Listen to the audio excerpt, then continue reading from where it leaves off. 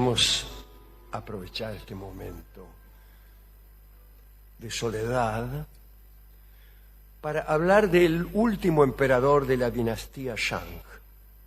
Así que vamos a la China. La dinastía Shang es una de las más antiguas de la China. La anterior es la dinastía Xia, que es un poco conjetural, casi no es una dinastía histórica del todo. Los datos no son fidedignos. Y podríamos decir que la Shang es la primera dinastía que está bastante documentada. Gobernó la China desde el siglo XVI a.C. hasta el XI a.C. El primer emperador de la dinastía Shang, que fue un señor llamado Tang, derrocó al último de los Xias, un tipo que se llamaba Jie. Bueno, y lo primero que dijo Tang cuando derrocó a Jie fue lo siguiente: tengo mucho miedo, amigos. En chino lo dijo. Temo que este gesto, el de derrocar a otro emperador, era el primero en la historia que lo hacía. Temo que este gesto, repitió, sirva de ejemplo a mis sucesores. Y en realidad tenía razón, porque empezó otra dinastía y finalmente el último emperador de la dinastía, desde luego, que se llamaba Shouxing, también fue derrocado. Y así siguió una tradición de emperadores derrocados que es proverbial. Las crónicas antiguas son muy específicas y a veces curiosamente selectivas respecto de las actividades de los emperadores de aquellos tiempos. Y a cada año los historiadores acostumbraban a atribuirle un hecho por año. En vez de ponerle un número al año, le ponían un hecho.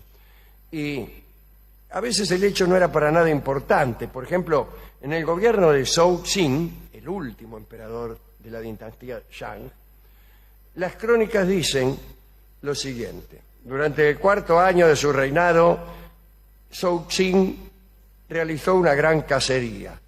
Era el año de la cacería. En el quinto año construyó una torre, el año de la torre. En el 10º año, durante el verano, hizo una excursión de recreo. Era el año de la excursión de recreo. En su 23º año, Zhou Xin encarceló un tipo. El año del tipo. Bien. Pero en uno de esos años sucedió algo muy importante para esta historia. Fue durante el 9º, cuando las tropas atacaron el estado de Yuzhou y Zhou Xin capturó para sí, en esa invasión que hizo de Yuzhou, a la bella Daji, de quien se había enamorado. Capturó a Daji y se casó con ella. Muy bien. El emperador enamorado hizo construir para ella un edificio con muros rojos y con las puertas adornadas con piedras preciosas. Cuentan que el emperador era un hombre inteligente y de extraordinaria fuerza física. También cuentan que con su elocuencia disimulaba algunos vicios. Zhou Xin era muy aficionado a la bebida y a la licencia y a los excesos sexuales a los que vivía locamente entregado, en compañía de Daji, que parece que era mala, o conviene que sea mala a los efectos de esta presentación aquí en el Colegio Don Bosco de Ramos Mejía.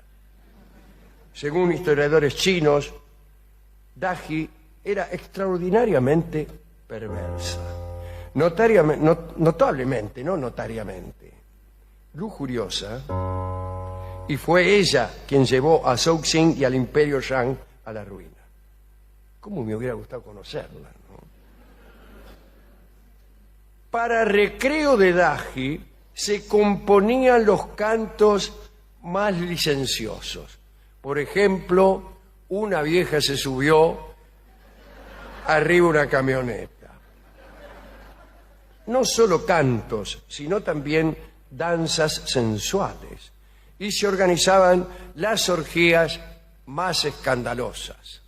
La corte estaba situada en el distrito de Qi, departamento de Waihui, y allí fue edificado el palacio de la emperatriz. Estaba rodeado de un extenso parque lleno de animales, y en ese parque reinaba la disipación. Ya se sabe lo disipados que son los animales. En ese parque había un estanque de vino. De los árboles colgaban trozos de carne seca. ¿Qué hace carne seca? Hombres y mujeres se perseguían desnudos, y en el palacio había 9 salas especiales donde se bebía toda la noche. Allí encontramos la rima con el último de la dinastía anterior, Jie, el último de la dinastía Xia, que según se dice también colgaba carne seca de los árboles y también tenía estanques de vino. Y los estanques eran tan profundos que se podía navegar en ellos. Dicen que además 3.000 hombres esperaban a oír un redoble de tambores. Gracias. Para ponerse a beber del estanque como bueyes. Pero además de los asuntos relacionados a los placeres, Daji disfrutaba castigando a sus súbditos. En un momento le pareció que los castigos que existían eran muy suaves y las ejecuciones muy raras, y resolvió terminar con aquella situación. Y entonces inventó instrumentos de tortura. Uno de ellos, el calorífero o el calentador, consistía en una simple pieza de metal caliente que los castigados tenían que agarrar con la mano.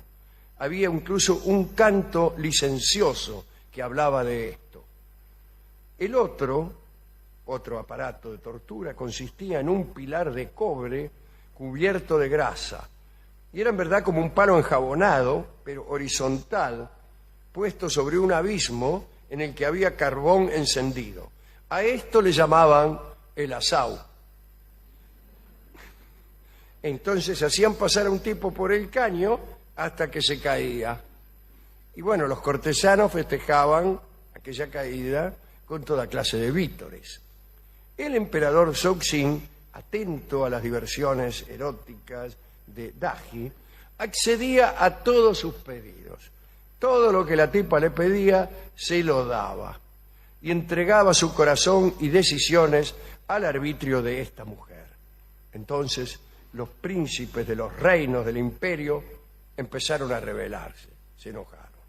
Entre los estados feudales del imperio estaba el de Zhou, gobernado por Gou Guang, que decidió pelear contra el emperador.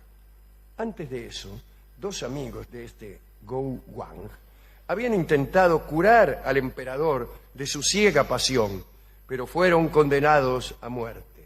El cuerpo de uno de ellos fue incluso descuartizado, guisado y enviado a Gou Guang con la recomendación de acompañar aquel guiso con licor de arroz. Esto enojó a Gou Guang. Efectivamente, cuando uno le envían el cadáver de sus 2 mejores amigos, descuartizados, guisados y acompañados de vino y arroz, se enoja. Entonces Gou Guang, indignado, atacó al emperador, pero fue derrotado y lo mandaron preso. Allí estuvo en Cana mucho tiempo, ¿no? Y durante ese tiempo escribió una de las obras más famosas de la literatura china, nada menos que el I Ching, o libro de las mutaciones, que todos ustedes conocen. Sin embargo, yo creo que no fue Gou Guang el que escribió el I Ching, sino Chang, un amigo de Gou Guang, que también fue preso. Y tampoco ni siquiera lo escribió él mismo, sino que ya era un libro muy antiguo antes. Es decir, que todo lo que estamos diciendo es mentira. Lo que sí escribió Chang fueron comentarios al I Ching, y esos comentarios lo definieron como una pieza más filosófica y literaria. Hay distintas versiones, ¿no? Porque los Zhou, que son los que siguieron a los Shang, cambiaron la historia. Bueno, el caso es que finalmente derrocaron a Zhou-Xin y empezó una nueva dinastía. Gou Guang murió en aquellas luchas. Cixin se recluyó en su palacio antes, cuando se la vio venir, ¿no? Cuando vio que ya venían a derrocarlo. Dice, emperador, mira, ahí vienen los contrarios a derrocarlo. Bueno, dijo él. Y se recluyó en su palacio, donde ordenó que llevaran sus más valiosas joyas, entre ellas la hermosa Daji. No. Hubo entonces una última orgía, una última reunión de bebidas y amor. Y cuando terminó la orgía, el emperador prendió fuego al edificio para no caer en manos del enemigo. Y así, Cixin, su esposa, e incluso algunos participantes de aquella orgía final, murieron quemados. Y de ese modo terminó la dinastía Shang y empezó la Zhou, que duró hasta el año 256 a.C., que es donde comienza la breve pero tremenda dinastía Qing, que es la de Shi Huangdi, aquel que hizo quemar todos los libros. ¿Dedicamos esto a quién? Yo se lo dedicaría a Daji, pero a mí no me gusta Daji, pero es una suerte, ¿no? Si una mujer es muy hermosa y comete con nosotros una traición, una injusticia, un acto de maldad insoportable, el dolor es menor que si el acto fuera perdonable. Para decirlo de otro modo, si me va a abandonar una mujer, prefiero que sea muy mala, porque en ese caso muy pronto dejará de dolerme. Cuando el grado de traición es insoportable, uno deja, sin embargo, de sufrir y ya no quiere que vuelva la tipa. No porque está enojado, es porque la pasión cede, se apaga ante la malevolencia y la estupidez. Por eso no tengo yo mucha suerte. Todas las mujeres que me han dejado han sido buenísimas. Y hay otra cosa mucho peor. El estúpido he sido yo.